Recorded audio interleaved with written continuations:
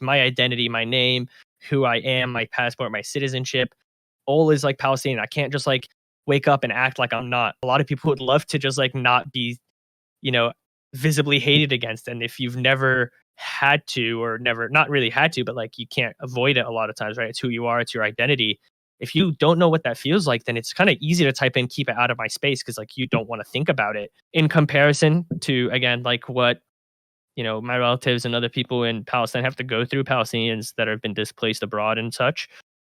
That's like literally nothing. Like it's like a joke. This is Anis Asaf, better known by his tag Free Palestine, and he's been competing in Melee since 2015. Anis has racked up some very notable wins and placements throughout his Melee career. In 2018, Anis ranked 101st in the Melee global rankings, and the following year, he broke into the top 100, finding himself at 72nd in the 2019 rankings.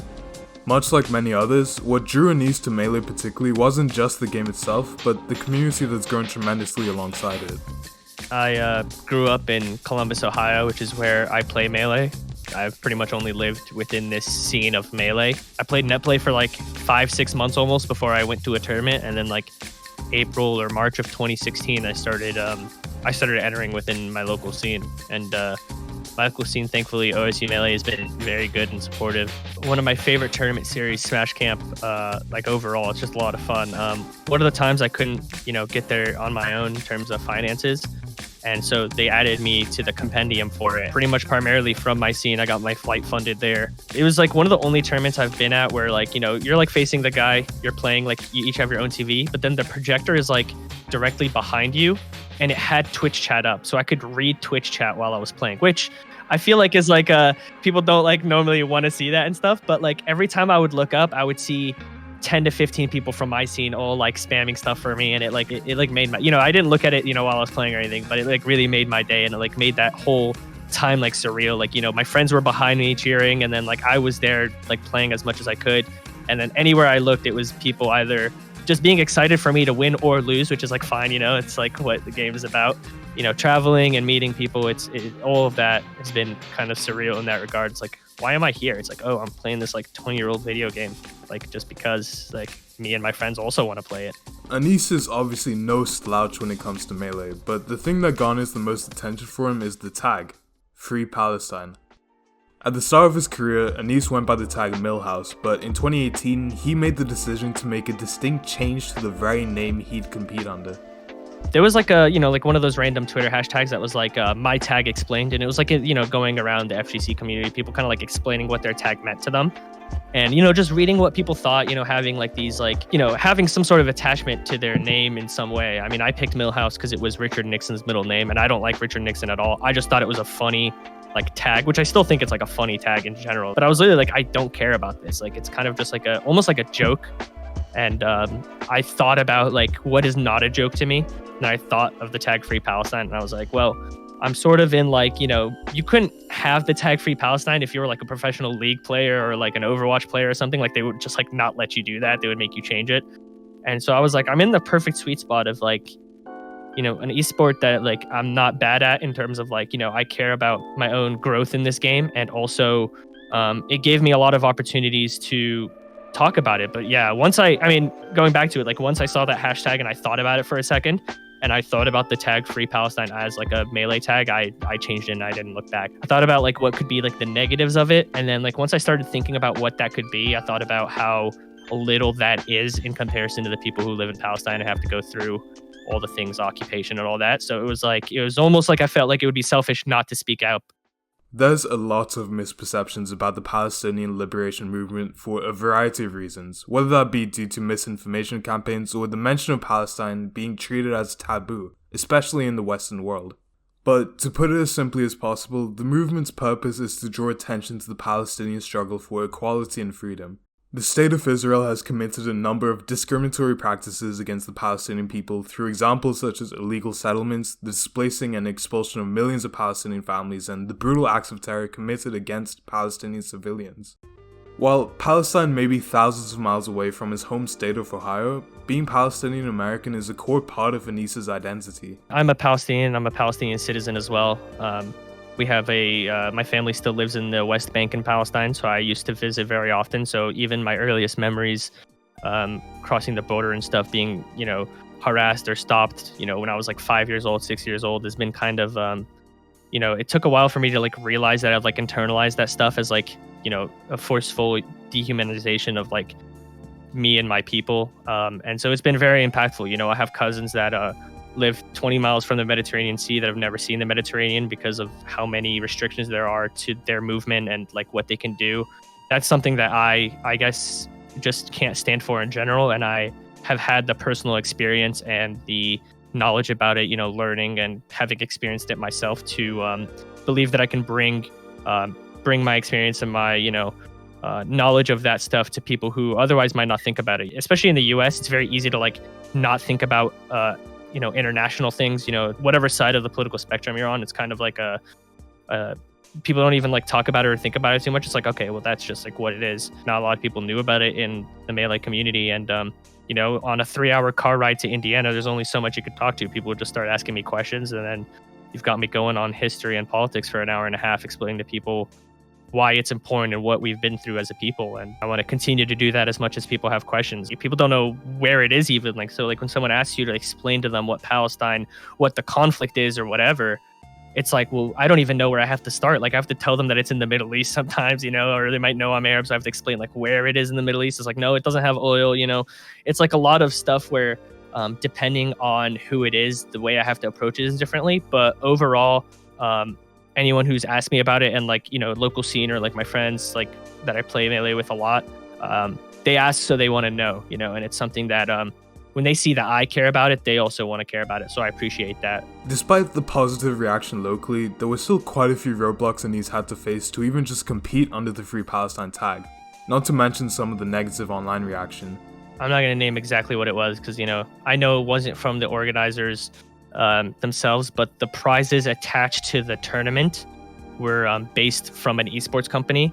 And that esports company specifically reached out to them and said that I would have to change my tag to be eligible for any prize specifically. And this was before I went to the tournament. So they were asking me to like change my tag for that tournament. And this prize was like not just like money prize, but it was like a fun to fly people out to future tournaments in terms of like a sponsor sort of, but like, just for like a short term. I think it was like 2 majors or something like that. So it's like, if you're traveling and stuff, that's like a very big deal, especially when I was like a sophomore in college. But yeah, I definitely told them no. Like like I'm so fortunate enough to have been to that tournament that I'm not gonna like be like, yeah, I really. And in the end, like I didn't get far enough in the tournament to have been there, but like I would never change that for a very short term like gain or whatever, because that's kind of like selling out, and that's sort of the thing I'm totally against. I'm sure you've heard it a lot, but with examples like that and other online comments, when people say don't bring politics into Smash, how do you react to that? Well, it's like almost always by someone who's never been marginalized. So it's like easy for them with their privilege to like not think about other people. Like, I am Palestinian, and that comes with certain baggage. There's certain countries I'm not allowed to go to. There's certain things I can't do or say. There's a bunch of stuff that's specific to being Palestinian, whether in name or by citizenship, is specific, right? If you've never been marginalized, I understand you can be like, well, don't bring it into my space, but we don't have the privilege to separate it from who we are. Like my identity, my name, who I am, my passport, my citizenship, all is like Palestinian. I can't just like wake up and act like I'm not, as much as like some people would like to in certain things, to be able to take off the mask of, okay, I'm, whatever identity, whatever it is that's, being hated on. Yeah, a lot of people would love to just like not be, visibly hated against. And if you've never had to, or never, not really had to, but like you can't avoid it a lot of times, right? It's who you are, it's your identity. If you don't know what that feels like, then it's kind of easy to type in keep it out of my space, because like you don't want to think about it. If you've been there, if you've been marginalized, if you can empathize, you know what it's like. Even if you don't know anything about Palestine, you can understand when I talk about police violence and settler violence, you know what that's like being Black from the US and such. I don't think that I could live with myself, not really like talking about it or not being a part of that, whether it's like for financial gain, which some people do, or like just an easier way to live. I feel like, it's doing a disservice to other people who have been through that. So I can't with good conscience do that. Palestine has always been in and out of the general public consciousness, but with the occupation of Al-Aqsa and the expulsion of Palestinians from Sheikh Jarrah neighborhood in the spring of 2021, the movement sprung right back into the forefront of international media coverage. While typically the Smash community would stay away from these topics, Anis and a few others in the Melee scene took it upon themselves to launch an initiative to help Palestinians out, with the Netplay for Palestine tournament. We ran Netplay for Palestine, which supported charity for children's health in Palestine, and we raised over $20,000 in 48 hours, and that's amazing. And like the thing I really liked about it was that it got other top Melee players to then speak about it openly. You know, people entered, people supported it in a lot of different ways, and that shows solidarity with what we're trying to do. And sort of in the media cycle, it's like people talk about something for like 3 weeks and then it's just like dead news, no one cares about it anymore. But to have like Melee players put that on their timeline and be like, this is something that I stand for and is important, even the one time, is just like, it shows not only to me, but to their 60,000, 70,000, 100,000 followers that that's something that they care about too, or that they, you know, they made a stand on it. You know, they're not just looking away, which is very easy to do, right? If you got like a sponsor, you got an esports team, they don't want you talking about Palestine probably, like whether they agree with you or not. Like no one wants you to like just like go off on politics on your timeline if like your career is to sell Doritos, you know? Because for me, if like you don't agree with what I'm saying, you're not gonna like follow me, you're not gonna like support me or like listen to what I have to say, right? Very often. But like if you just like Melee, you're gonna follow Mango or something. You're gonna follow these big names just because they're like top 10, top 20 in the world. And so when they force you to engage with it or at least see it, it's like that's impactful, especially on the small scale like our community. I've really appreciated that I've been able to make an impact, a visible impact in the scene. Because you know, if you extrapolate it very far, it's like I don't have an impact on like very much, but within the Melee scene specifically on this issue, I've really appreciated that I've been able to get people to engage with it, you know, whether it's people in my local scene, you know, in a car ride or you know, top players and stuff. That's like extremely meaningful to me. And so that support and that solidarity that I saw from them is meaningful. And yeah, I think it's a huge impact on our scene because it's so like kind of small and insular. You know, that's really important. It's easy to feel bogged down in the face of such a ginormous issue, but there are ways to help. One of the most important ways is to continue to support Palestinians by elevating their voices and lending them a platform. Speaking up about it, like I said, is very important, especially if you have people that care about what you have to say about political things. You know, getting them to think about it or engage with it is important. The whole point is coming together and having the same goals, and then that, you know, the solidarity with the movement and stuff, that's extremely meaningful, and you know, it could be a force for change. So that's kind of where I'm at in that regard. As part of this video, I've included some helpful links that can help with better understanding the issue. And additionally, I've also included a link in the description to PCRF, a charity dedicated to providing humanitarian aid to children afflicted with physical and psychological trauma in Gaza. As for Anis, the plan is still to compete in Melee whilst also continuing to raise awareness about a cause he cares so much about. I still care very much about the game itself, not just about what I'm doing within the game, but you know, I am a competitor and I want to continue to do well. And some of it has been very hard for me to think about entering, but if I can bring that to like a very specific and very meaningful spotlight on me and what I can speak about when I'm there, I think that's an overall positive change for good.